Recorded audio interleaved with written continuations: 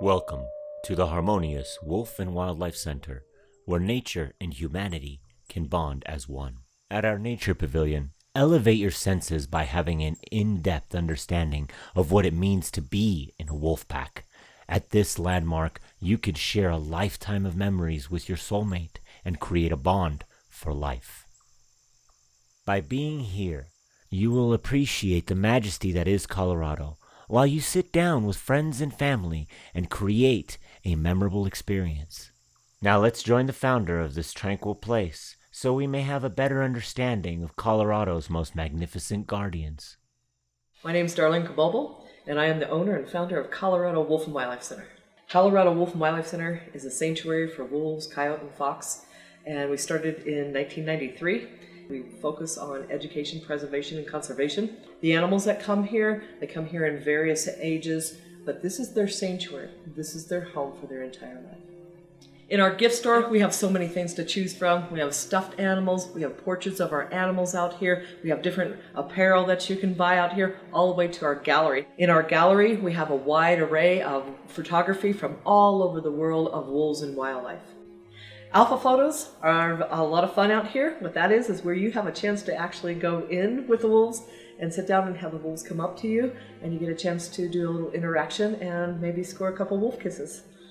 Our fox enclosure out here is a lot of fun. We have Swift Fox and we have our Red Fox. Our Swift Fox, we're a member of a SSP. That's where we're actually involved with a breeding program to help as far as genetic diversity.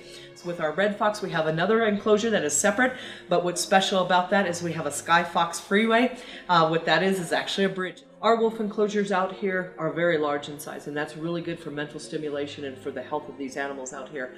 They have various trees in there, rock formations, places for these animals to be able to come meet the public if they want. We have our day spa. It's for some of the animals. It's great mental stimulation for these animals. It's sort of home away from home, so it gives them something fun to do, and they enjoy it so much. We do our enclosure rotations out here pretty much on an everyday basis. And that's why when we do pen rotations, they're in a new place with new scents, new smells, something to do before they go back to their original pen. Through expansion of enclosures, bigger is better for these animals. They have large spaces out in the wild, and obviously in captivity, you can't give them that, but the larger that you can, the better mental stimulation, the healthier these animals are mentally and physically. Mexican gray wolves are some of the most endangered wolves in the world, and how we acquire them is actually we work with different zoos, and when some of the older animals need a place, if we have availability, they are able to come here and live out the rest of their life. We have a medical facility on site to where if any of our animals are sick or need some type of minor surgery, we're able to do that without transporting them. We have a rich Native American history here with our Ute Indians, and on some of our tours we get a chance to be able to come up and see some of the trees that are actually called prayer trees. Our full moon tours are probably one of the most popular tours that we have because it's a full moon with wolves. We're out there walking, we're doing a tour, and we're going up to Chinook's Nature Trail. We wait for the moon to come up, we all howl at the moon and hear all the wolves howl down in the valley. Chinook was my first wolf that I rescued. She was my inspiration of wanting to be a voice for wolves. She was actually going to be euthanized. If it wasn't for her, none of this would have ever been created. We just recently lost Shumka. All of our animals are a big part to us.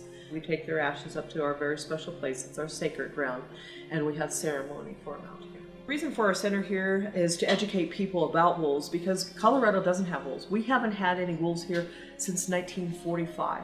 Wolves being brought back, they help to restore the ecosystem.